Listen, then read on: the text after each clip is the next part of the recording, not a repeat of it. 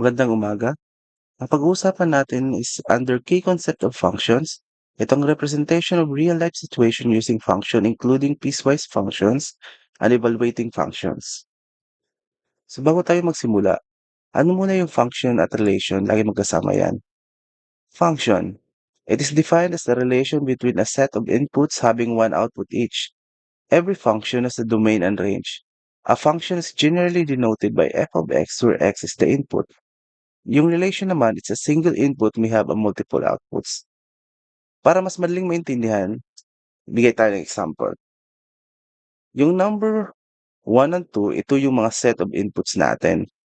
Kung saan, yung mga x value natin, yan yung mga inputs. At yung y value natin, yan yung mga outputs. Lahat yan.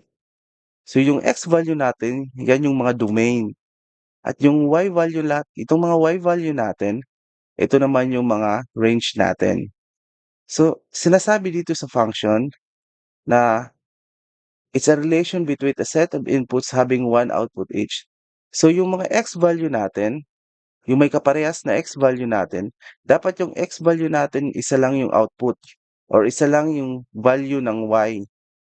Halimbawa, number 2.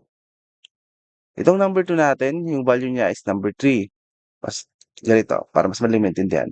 Isulat natin yung mga domain and range. Yung domain natin sa example number 1, ito yung 2, -6, 0, and -1. Yung y value naman natin ito or range, ito yung 3, 5, -2, and -5.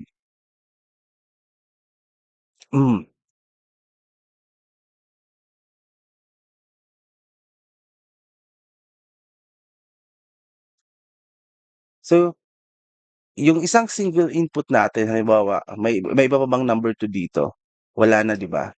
So, yung number 2 natin, yung isang set of input natin, iisa lang yung value. So, wala siyang ibang value. Hindi dapat dalawa yung value ng isang input natin para matawag natin siyang function.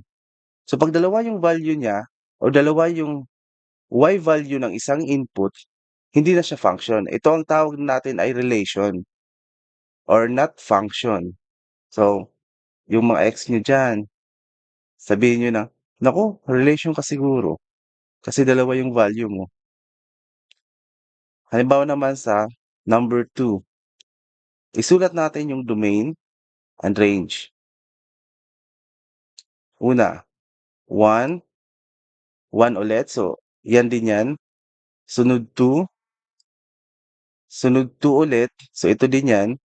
Then 3. Ano yung mga value ng mga range natin?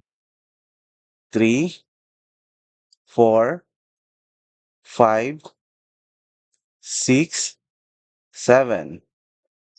So, yung unang input natin, yung number 1, yung value niya is 3 and 4.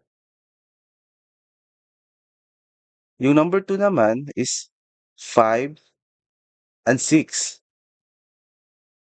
Yung isang input naman natin, yung x value, yung number 3, isa nga lang yung output or yung range. Pero yung dalawang input natin dito is dalawa yung value. Kaya di natin siya matatawag na function. Ano, nakuha na yung pa-identify ng function at relation? Oh, tingnan itong number 3. Sa tingin niyo, ano to? Function or relation? Relation. Kasi nga, yung -4, dalawang input o same input, yung value niya dalawa. Yung 1 and 3. So, dapat, sinabi dito sa function, na set of inputs having one output each. So, di pwedeng magkaparehas. Yung relation lang yung pwedeng magkaroon ng mga multiple outputs. Kuha na?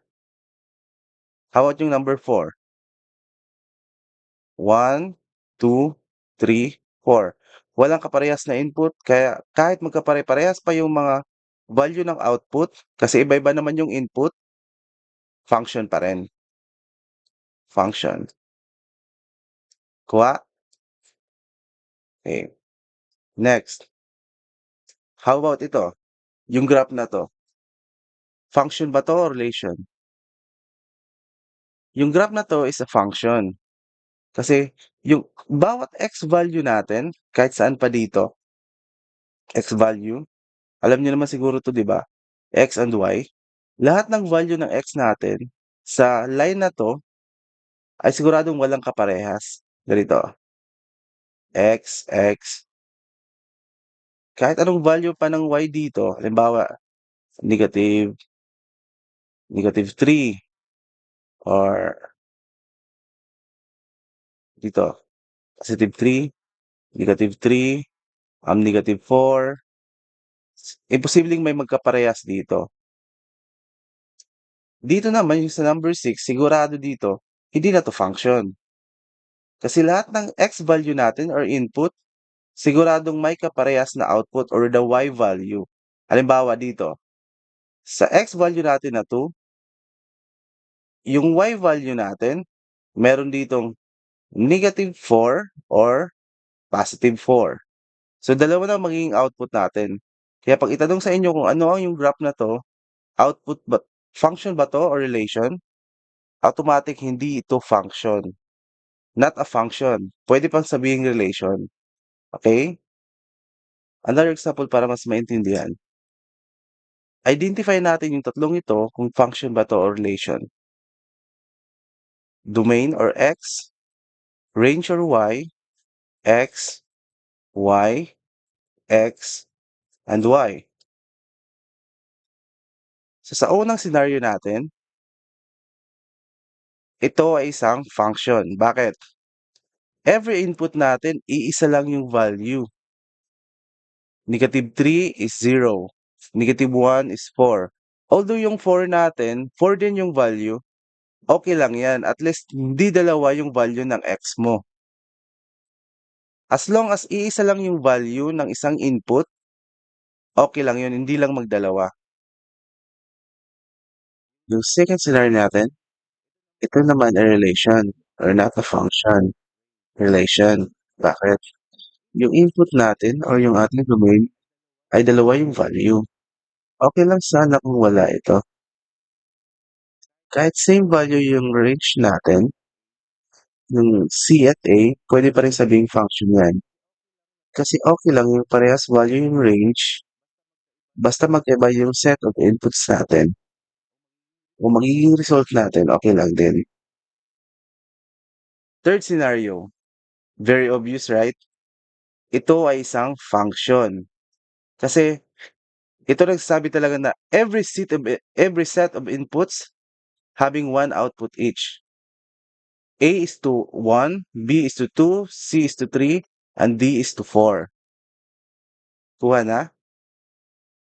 Kasi halimbawa, yung situation natin, yung input natin is 3 plus 5. Yung magiging output natin is 3 plus 5 is equals to 8. So, okay lang yung input natin, okay lang yung input natin 'pag iisa lang yung value, 8 pa rin. Halimbawa, another input natin dito sa linyang ito is 2 plus 6, 8 pa rin 'yan. So, dalawang klaseng input pero yung output or range natin is dalawa, same din, function pa din. Pero hindi puwedeng 3 plus 5 pa rin yung input natin, yung value natin is 9 and 8. Hindi puwedeng dalawa yung value ng ating input. Nakuha na? Okey.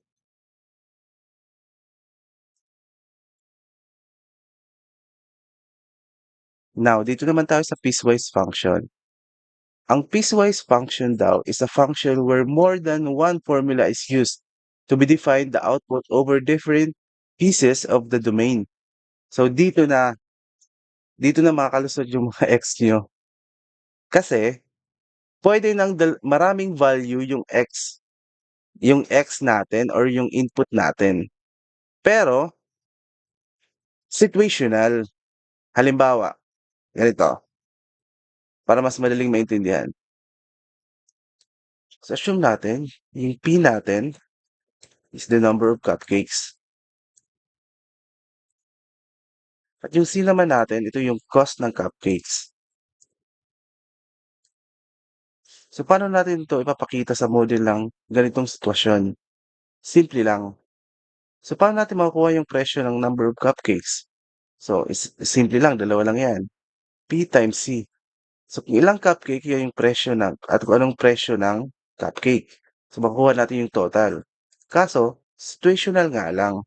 So una, P, number of cupcakes, yung cost natin is 15 pesos daw. P times 15. If 0 is less than P, equal or less than 100. So simula sa 100 pababa, basta di lalampas ng 100, yung price natin is 15. Yan yung sabi ng sitwasyon natin dito. Yung bakery charge daw ng 15 for the first 100 cupcakes. So, bahala na kung 0, basta hindi lalampas ng 100. Next, number of cupcakes, yung price natin, bababa siya ng 13.5 or P times 13.5 if 100 less than P equal or less than 150. Bakit 150? Kasi bababa pa siya ng 10 pesos kapag makaka-purchase na ng 150. So, after pa ng 150 yan. So, mga 151. So, equal or less than 150 hanggang 100, hindi naman sa 100. Kasi, yung 100, ito yung 15 pesos. So, after nun, mga 101 hanggang 150, 13.5 yung price natin. So, yung last natin is, yung pinakamura, pag malaki na yung marami na yung nabili. So, if P is greater than 150, yan lang. So, tatlo yung magiging output natin sa isang input kasi nga situational. Depende kung ilan na. Although, isa lang yung magiging output dyan, depende nga lang. Okay? Tatlong output, ganyan yung piecewise function natin. So, another example tayo. So, mag-build down ng 300 monthly, yan yung ginagawa din natin. Kaso 100 free text messages nga lang. So, after 100 free text messages, may charge na 1 piso per 1 message. So, paano na ito ipapakita? Bilis lang natin kasi 15 minutes lang to. Anyway, 300. Simple lang yan. Nakasulat na dito kung ano yung magiging function natin or paano natin represent T times M or TM. Yung M natin is number of messages. So, dalawa yung magiging output natin. So, magiging M is magiging 300. Ito na yung magiging output natin if 100 lang yung 100 equal or less than 100. If M natin is less than or equal 100 ako. Gulo to. If M less than or equal 100, basta hindi lumampas ng 100, 300 pa lang yung bayaran mo monthly. Next, 300 plus, hindi lang siya M, minus 100 to. Explain ko mamaya. If M is greater than 100. Bakit natin yung less ng 100 to? Kasi 300 naman yung babayaran mo palagi monthly. Mag-additional ka lang 1 peso pag lumampas ka na ng 100. So halimbawa, 102 to. Hindi naman yung 102 yung i-add mo sa 300. So yung 2 lang. Kaya less tayo 100. Kuha na? So dalawang nagiging output natin sa piecewise. Yan yung pinakamadali. Huwag na nating pahirapan.